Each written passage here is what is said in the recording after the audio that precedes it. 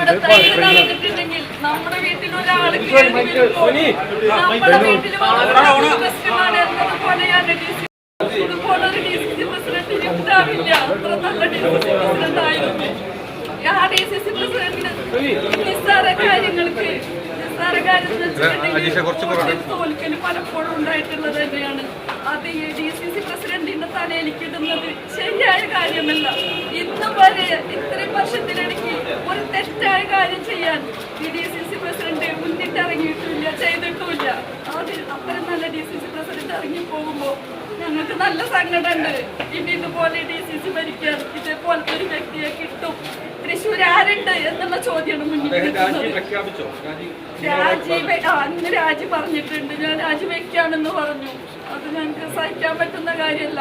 ആർക്കും അത്രയധികം ഞങ്ങൾക്ക് സപ്പോർട്ട് തരുന്ന ഒരു വ്യക്തിയാണ്. മുരളിയേട്ടൻ തോറ്റേണ്ട ഉത്തരവാദിത്തം എന്തിന് ജോസേട്ടൻ ഏൽക്കുന്നു എന്നാണ് ഞങ്ങൾ ചോദിക്കുന്നത്. എന്തിന് ജോസേട്ടൻ ഏൽക്കുന്നു? പല തോൽവികളും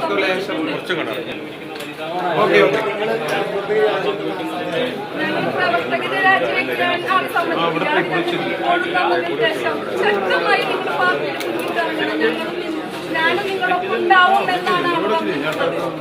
ഒരിക്കലും നമ്മളെ പാർട്ടിയിൽ നിന്ന് പിന്നോട്ട് പോകാൻ അനുവദിക്കുന്ന രീതിയല്ല.